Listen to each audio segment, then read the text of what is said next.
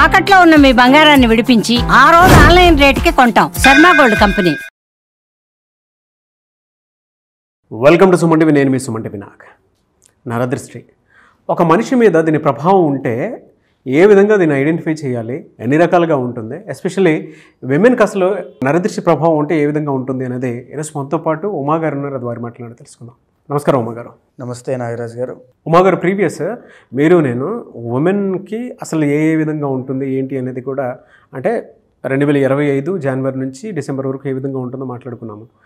షష్టగ్రహ కూటమి తర్వాత ఏ విధంగా ఉంటుందో మాట్లాడుకున్నాము. అండ్ దాని తర్వాత నరదృష్టి ప్రభావం గురించి కూడా మనం 1 year మొత్తం ఏ విధంగా ఉంటుందో మాట్లాడుకున్నాము. అండ్ దాంతోపాటు కొన్ని టాపిక్స్ ఎస్పెషల్లీ కర్మకు సంబంధించినటువంటి కర్మ సిద్ధాంతం అసలు ఏం చెప్తుంది, ఏ విధంగా పనిచేస్తుందో కూడా మాట్లాడుకున్నాము. ఇప్పుడు పర్టికులర్గా అంటే ఈ 6 months పీరియడ్ ఉంది కాబట్టి అడుగుతున్నాను. జూలై నుంచి చూసుకుంటే జనరల్గా నరదృష్టి ప్రభావం అనేది ఉంటే ఏ విధంగా ఉంటుంది, ఎలా ఐడెంటిఫై చేయాలి? తప్పకుండా అండి. నరదృష్టి అనేటువంటిది జనరల్గానే చాలామందికి నరదృష్టి సోకింది అని తెలియక చాలామంది ఇబ్బంది పడుతూ ఉంటారు. మనం మాట్లాడుకునేటువంటి మాటలు బట్టి, ఆ సిమ్టమ్స్ బట్టి చాలామంది విమెన్ కనెక్ట్ అవుతూ ఉంటారు. సో ఇక్కడ ఏంటి అంటే నాగరాజ్ గారు, నరదృష్టి అనేటువంటిది ఒక రకం కాదండి. మనం దానికి ఉన్నటువంటి ప్రభావాలని, ఫలితాలని 5గా విభజించి చూస్తే కనుక మొట్టమొదటిది సామాన్యమైన నరదృష్టి నాగరాజ్ గారు. అంటే మీరు చూసేటువంటి వాళ్ళు బాగా శ్రద్ధగా వినండి.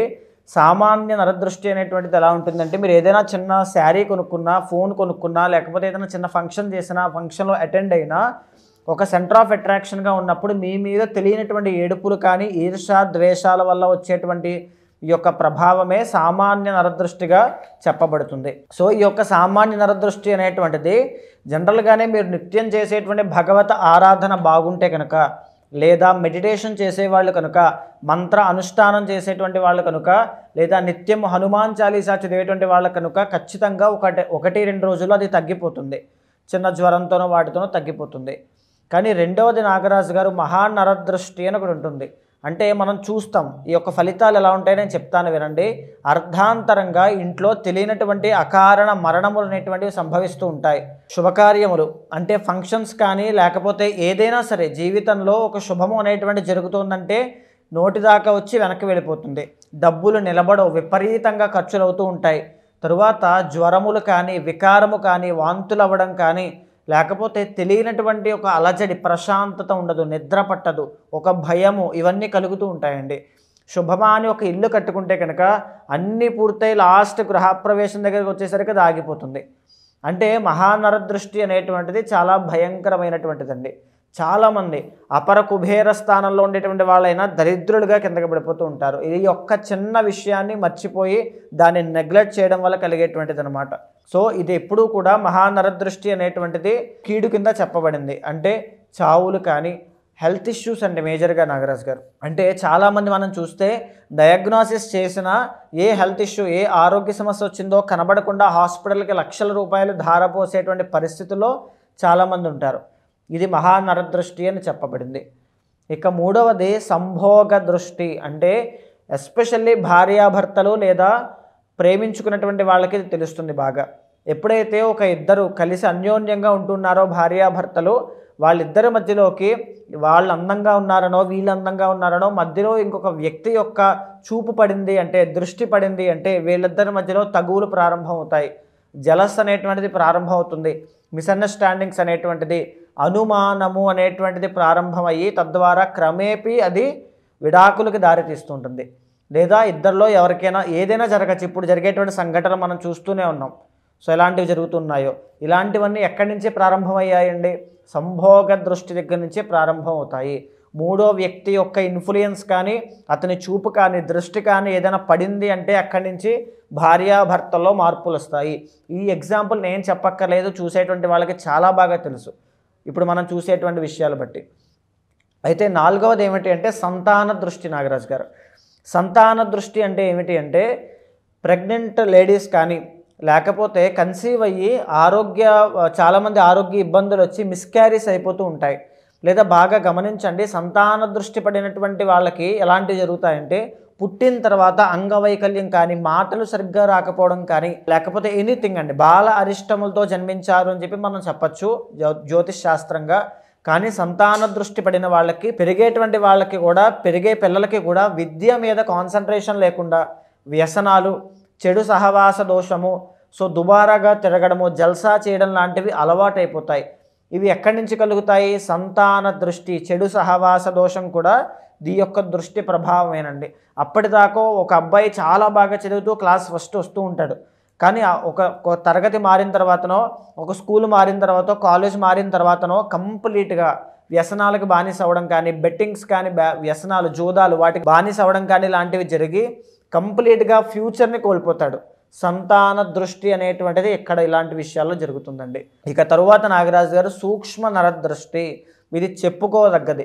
ఎందుకు అంటే మన పక్కన ఉండేటువంటి వాళ్ళు, మన శ్రేయోభిలాషులు, మన చుట్టాలు, మన బంధువులు అందరూ కూడా రాబంధుల్లా మారి మన మీద కన్ను వేసి మనల్ని ఎదగనివ్వకుండా, మనల్ని ఏదో మంచి చెబుతున్నట్టుగా చెప్పి అక్కడికి వెళ్ళకు, పడిపోతావు, అది చెయ్యకు, ఓడిపోతావు, ఎందుకు వచ్చిన గొడవ, ఎక్కడే ఉందాం అనేటువంటి దాంతో, మాటలతో మనల్ని ఇన్ఫ్లుయెన్స్ చేస్తూ మనల్ని మన ఎదుగుదలను ఆపడానికి, మన యొక్క పతనానికి కారణం అవుతూ ఉంటారు. సో వాళ్ళని మనం ఏమనుకుంటామంటే మన వాళ్ళే కదా, మంచే కదా చెప్పారనుకుంటూ ఉంటాం. కానీ అది మంచి కాదు. వాళ్ళు చెప్పేటువంటి మంచికి, నిజమైనటువంటి మంచికి చాలా థిన్ లేయర్ మాత్రమే అడ్డుంటుందండి. ఇది సూక్ష్మ నరదృష్టి. చాలామంది సూక్ష్మ నరదృష్టి యొక్క బారిన పడి జీవితంలో ఎదగక, కనీసం ఒక రిస్క్ తీసుకోవడానికి భయపడుతూ అక్కడే కూపస్థ మండూకం, బావిలో కప్పలాగా అక్కడక్కడే ఉన్న వాళ్ళు కొన్ని లక్షల మంది ఉన్నారండి. ఇది సూక్ష్మ నరదృష్టి. సో ఈ విధంగా ఈ 5 రకాలుగా నరదృష్టి అనేటువంటిది మనిషిని పట్టి పీడిస్తుంది నాగరాజు గారు. సో మీరు చెప్పినటువంటి ఈ 5 నరదృష్టిలో మిథున రాశి వారికి, ఎస్పెషల్లీ విమెన్కి ఏ దృష్టి ప్రభావం ఉండేటువంటి అవకాశం ఉంటుందంటారు? జూలై నుంచి డిసెంబర్ వరకు అసలు ఎలా ఉంటుంది? తప్పకుండా అండి. మిథున రాశి వాళ్ళకి ఏంటి అంటే జనరల్గానే వీళ్ళకి చాలా బిజినెస్ మైండ్ సెట్ అండి. వీళ్ళది అద్భుతమైనటువంటి బిజినెస్ చేయగలరు. ఇండిపెండెంట్గా వాళ్ళ యొక్క స్వశక్తితో నించునేటువంటి సత్తా ఉన్న వాళ్ళుగా మనం చెప్పుకోవచ్చు. 10 మందిని చేయూతనిచ్చి పైకి తీసుకురాగలరు కూడా. అలాంటి గొప్ప గొప్ప అలవాట్లు, గొప్ప గొప్ప వ్యక్తిత్వం ఉన్నటువంటి వ్యక్తులు. అలాంటి వాళ్ళు 10 మంది దగ్గరికి వెళ్ళి అప్పు అడగాల్సిన పరిస్థితికి వచ్చేస్తారు. ఇది దేనివల్ల జరుగుతుంది అంటే సామాన్య దృష్టి ఒకటైతే, తరువాత మహానరదృష్టి రెండవది ఖచ్చితంగా జరుగుతుంది. జనరల్గానే వీళ్ళు వెరీ సాఫ్ట్ అండి, రిజర్వ్డ్ పర్సన్స్, ఎక్కడికి వెళ్ళరు. అంటే వాళ్ళ పనేంటో, వాళ్ళ పద్ధతి ఏంటో అలాగే ఉంటుంది. కానీ కొన్ని సందర్భాల్లో దృష్టి ప్రభావంలో చిక్కుకున్నటువంటి వ్యక్తులు ఖచ్చితంగా బిజినెస్ లాస్ అనేటువంటి చూస్తారండి. వ్యాపారంలో తీవ్రమైనటువంటి నష్టాలు. రెండవది కుటుంబ సభ్యుల మధ్యలో తగాదాలు అనేటువంటివి ఏర్పడుతూ ఉంటాయి. తల్లికి కొడుకుకి, తండ్రికి కొడుకుకి, లేదా తండ్రికి కూతురికి, తల్లికి కూతురికి, ఇలాంటివన్నీ ఎదురవుతూ ఉంటాయి. అంటే కుటుంబమే పెద్ద శత్రుత్వం అనేటువంటిది కనబడిపోతూ ఉంటుంది ఏమీ చేయకపోయినా. ఇంకా చెప్పుకుంటూ వెళ్ళాలంటే హెల్త్ అనేటువంటిది సహకరించదు. అంటే ఇంతకు ముందున్నంతగా శరీరం అనేటువంటిది సహకరించదు. తెలియనటువంటి నొప్పులు లేదా తెలియనటువంటి బాధ, భయము కూడా. అంటే ఇప్పుడు ఒక ఆరోగ్య సమస్య వచ్చిందనుకో నాగరాజు గారు, అది నాకు తగ్గిపోతుంది, నాకేం కాదులే అనే ధైర్యం ఉండడం వేరు. ఏదో తెలియనటువంటిది నా లోపల అవుతోంది అని భయంతో బిక్కుమంటూ రోజుకి క్షీణించడం వేరు. ఇలా రెండో పద్ధతిలో ఉన్నప్పుడు గడిగడి గంటం 100 ఏళ్ళ ఆయుష్లాగే ఉంటుంది. సో ఈ మిథున రాశి వాళ్ళకి అలాంటి ప్రభావాలు మహానరదృష్టి వల్ల కలుగుతాయండి. ఈవెన్ ఇంకొక విషయం అండి, సంభోగ దృష్టి అనేటువంటిది మిథున రాశి వాళ్ళకి మ్యారిటల్ లైఫ్లో మెకానికల్ రిలేషన్షిప్ని తీసుకొస్తుంది. అంటే ఇద్దరి మధ్యలో దేనివల్ల గొడవలు వస్తాయి చెప్పమంటారా? ఆర్థిక సమస్యల విషయంలో చాలా ఇబ్బంది పడుతూ ఉంటారు. అంటే ఈ యొక్క డామినెంట్ ఇష్యూస్ వల్ల, నువ్వు నా పరువు తీసావు, నన్ను అలా అన్నావు, నన్ను ఇలా అన్నావు, అలా అన్నావు అనేటువంటి పదానికి మధ్యలో ఇంకొకరు ఎవరో ఉన్నారనే అర్థము. సంభోగ దృష్టి వల్ల మ్యారిటల్ లైఫ్లో ఇష్యూస్ అనేటువంటివి ఏర్పడుతూ ఉంటాయండి. ఈవెన్ ఇప్పుడు ఈ పరిస్థితుల్లో కూడా మిథున రాశి వాళ్ళకి కెరీర్ పట్ల, అదేవిధంగా మ్యారిటల్ లైఫ్లో ఇష్యూస్ అనేటువంటివి ఉన్నాయి. సో కెరీర్లో మీరు ఎలాంటి మార్పులు చేయొద్దు దయచేసి. ఇప్పుడు విమెన్కి సో మీకు ఎలాంటి పరిస్థితులు ఉండే అవకాశం ఉంటుందంటే అండి, ఫ్యామిలీని వదిలి దూరంగా ఒంటరిగా, అది డల్లాస్లో, టెక్సాస్లో అవ్వచ్చు, లేకపోతే ఎక్కడైనా హైదరాబాద్లో కానీ, వేరే బెంగళూరులో అని ఫ్యామిలీకి దూరంగా అవ్వచ్చు, ఎక్కడైనా అవ్వచ్చు, దూరంగా ఫ్యామిలీని వదిలి కష్టపడుతూ పనిచేస్తూ ఎంత ఎఫర్ట్స్ పెట్టినా తిరిగి ఆ రిజల్ట్ అనేటువంటిది రాకపోతే ఎంత బాధగా ఉంటుందో అలాంటి పరిస్థితులు వీళ్ళు ఇప్పుడు చూస్తారు. సో అలానే నిరాశ అనేటువంటిది, నిస్పృహ అనేటువంటి లోనవ్వద్దు. ఖచ్చితంగా మీ ఎఫర్ట్స్ అనేటువంటివి మీరు పెట్టండి. కార్యసాధన అవ్వడం కోసము మన్యు సూక్తంతో ఆంజనేయ స్వామికి హోమం జరిపించండి. ఇక్కడ మీకు ఏమిటి అంటే మిథున రాశి వాళ్ళకి ఎస్పెషల్లీ జూలై దాటిన తర్వాత నుంచి కాస్త మెరుగ్గా ఉంటుందండి అక్టోబర్ వరకు. అక్టోబర్ తరువాత నుంచి బాగా గమనించండి, అక్టోబర్ తరువాత నుంచి ఎక్స్ట్రాడినరీగా వెళ్ళకుంటుంది. డబ్బు ఆదాయము అనేటువంటిది విపరీతంగా పెరుగుతుంది. అదే ఆ పొజిషన్లోనే దృష్టి దోషం అనేటువంటిది పట్టడానికి అవకాశం కూడా ఉంటుంది. సో డబ్బు అనేటువంటిది మీ చేతికి వచ్చినప్పుడు విచ్చలవిడిగా ఖర్చు పెట్టద్దు, బాగా ఆలోచించండి. తరువాత ప్రతి శనివారము కూడా ఆంజనేయ స్వామి వారి యొక్క దర్శనం చేసుకున్న, వెంకటేశ్వర స్వామి వారి యొక్క దర్శనం చేసుకున్న అద్భుతమైన ఫలితాలు కనబడతాయి. ప్రజెంట్ అండి కెరీర్ పట్ల ఇబ్బందులు ఉన్నవాళ్ళు. ఇంకొకటి సంభోగ దృష్టి పడి మ్యారిటల్ లైఫ్లో ఇబ్బందులు ఉన్నాయండి, చాలా ఇబ్బంది పడుతున్నాం, తెలియనటువంటి ఇంతకుముందు బాగానే ఉన్నాం 2 సంవత్సరాలు, ఈ మధ్యనే మా ఇద్దరి మధ్యలో అన్యోన్యత లేదు, కలిసి ఉండాలా విడిపోవాలా అనేటువంటి డైలమాతో ఫోన్స్ చేసేవాళ్ళు చాలామంది ఉంటారు. అలాంటి వాళ్ళు మీరు కలవాలి అనుకుంటే కనుక తామర పువ్వులు అంటే పద్మములు, ఏదైతే తామర పువ్వులు ఉంటాయో, తర్వాత నీలపు కలువ పువ్వులు ఉంటాయో, తామర పువ్వులు కానీ నీలపు కలువ పువ్వులతో కానీ అమ్మవారికి, మహాలక్ష్మి అమ్మవారికి 16 శుక్రవారాల పాటు అర్చన చేయండి ఇంట్లో. ఒకవేళ శక్తి ఉన్న వాళ్ళైతే మహాలక్ష్మి హోమం పౌర్ణమి నాడు కానీ అమావాస్య నాడు కానీ చేయండి. ఖచ్చితంగా అన్యోన్యత అనేటువంటిది పెరుగుతుంది, దృష్టి దోషాలన్నీ కూడా నశించబడతాయి. సో మేజర్గా వీళ్ళకి ఇప్పుడు నడిచేటువంటి గోచారాన్ని గమనిస్తే అండి, సెప్టెంబర్ 30 దగ్గర నుంచి అక్టోబర్ 18 లేదా ఈ జూలై 30వ తారీఖు నుంచి సెప్టెంబర్ 30 ఈ పీరియడ్ ఆఫ్ టైంలో ఎస్పెషల్లీ విమెన్కి ఆరోగ్య సమస్యలు ఎలాంటివి అంటే వాత పిత్త కఫ దోషములు అనేటువంటివి, ఈ రోగములు అనేటువంటి వీటి విషయాల్లో చాలా కేర్ఫుల్గా ఉండాలండి. అంటే ఆహార అలవాట్లు ఏదైనా మార్చడం వల్ల, లేదా ప్లేస్ స్థాన చలనం అవ్వడం వల్ల, ప్లేస్ ఏదైనా మారడం, అక్కడ కొత్త నీరు, కొత్త ఆహారం, కొత్త పరిస్థితులు, వీటి వల్ల ఆరోగ్య ఇబ్బందులు అనేటువంటివి కనబడుతూ ఉంటాయి. ఎస్పెషల్లీ ఆ 2 నెలల కాలంలో చాలా జాగ్రత్తగా ఉండండి ఆరోగ్య సమస్యల్లో. ఇంకా ఆరోగ్యం మెరుగుపడాలి అంటే ఆడవాళ్ళు సూర్యోదయం అయ్యేటువంటి సమయంలో ఆదిత్య హృదయం పారాయణ చేయండి. చాలామంది గోచర రీత్యా చూసుకుంటేనే ఇన్ని ప్రాబ్లమ్స్ ఉన్నాయనేటువంటి విషయం మనకు తెలుస్తూ ఉంది. మిమ్మల్ని అప్రోచ్ అవ్వాలంటే ప్రాసెస్ ఏంటి? ఎందుకంటే పర్సనల్ చాట్ ద్వారా అయినా సరే కొంతమంది తెలుసుకుంటారు, ఓహో నా జాతకంలో ఈ విధంగా ఉందా, కమింగ్ 6 మంత్స్ ఈ విధంగా ఉండే అవకాశం ఉందా అని చెప్పేసి అనుకుంటుంటారు కదా. వాళ్ళు మిమ్మల్ని అప్రోచ్ అవ్వాలంటే ఎలా ప్రాసెస్?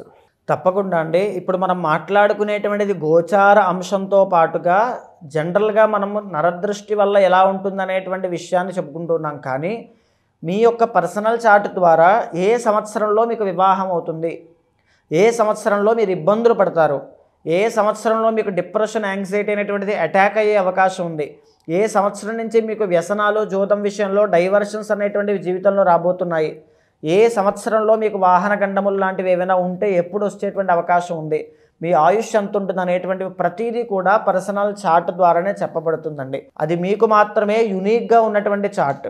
సో అలాంటి వాళ్ళు ఎవరైనా ఉంటే ఖచ్చితంగా మీరు ఎక్కడెక్కడో చూపించి చాలా ఇబ్బంది పడుతూ, దృష్టి ప్రభావం వల్ల కావచ్చు, పెళ్ళి కాకపోవడం వల్ల కావచ్చు, సంతానం లేకపోవడం వల్ల కావచ్చు, చాలా ఇబ్బంది పడుతూ ఉంటారు. సో ఖచ్చితంగా అలాంటి వాళ్ళు ఎవరైనా ఉంటే అపాయింట్మెంట్ తీసుకోండి. మీ పెళ్లి విషయంలో కానీ సంతానం విషయంలో కానీ ఎనీ ప్రాబ్లం ఆర్ ఎనీ కోరిక, చాలామంది గమ్యం వైపు ఐఏఎస్ యాస్పిరెంట్స్ కావచ్చు, గవర్నమెంట్ జాబ్ యాస్పిరెంట్స్ కావచ్చు, ఇలాంటి వాళ్ళు ఉంటారండి. ఎలా ప్రయత్నం చేయాలి, ఎలాంటి గైడెన్స్లో వెళ్ళాలి, ఏ దేవతని ఆరాధన చేయాలి, ప్రతిదీ కూడా ఏదైనా దోషం ఉంటే శాంతి పరిహారములు ఆచరింపచేసి భగవత్ అనుగ్రహం కలిగేలా చేస్తాను. Thank you so much Uma గారు. నమస్తే. చూసారు కదండి వీడియో. ఈ వీడియోపై మీ అభిప్రాయం కమెంట్ బాక్స్లో పోస్ట్ చేయండి. ముఖ్యంగా మీరు కనుక ఉమా గారిని అప్రోచ్ అవ్వాలి అని అంటే, ఎందుకంటే మీ పర్సనల్ చాట్ త్రూ ఏదైతే ఉందో, ప్రస్తుతం గోచార రీత్యా మాత్రమే మనం మాట్లాడుకుంటూ ఉన్నాం కదా, పర్సనల్ చాట్ ప్రకారం కనుక మనం చూసుకుంటే ఏ విధంగా ఉండేటువంటి అవకాశం ఉంది అంటే, ఎవరైనా సరే మీరు త్రూ వేదిక్ ఆస్ట్రాలజీ, సో మాకు ఏ విధంగా ఉంది అనేటువంటి విషయం తెలుసుకోవాలి అనుకున్నటువంటి వాళ్ళు కమింగ్ 6 మంత్స్ ఏ విధంగా ఉండబోతుందని అంటే అప్రోచ్ అవ్వాలనుకుంటే ఉమా గారిని స్క్రీన్ మీద మీ కాంటాక్ట్ నెంబర్ కనిపిస్తుంది, దాన్ని మీరు కాల్ ఆర్ మెసేజ్ వాట్సాప్ చేసి వెంటనే అపాయింట్మెంట్ బుక్ చేసుకోండి. ఈ వీడియో లైక్ చేయండి, షేర్ మాత్రం తప్పకుండా చేయండి. ఇలాంటి మరిన్ని వీడియోస్ కోసం మా ఛానల్ ఫాలో అవ్వండి. Thank you.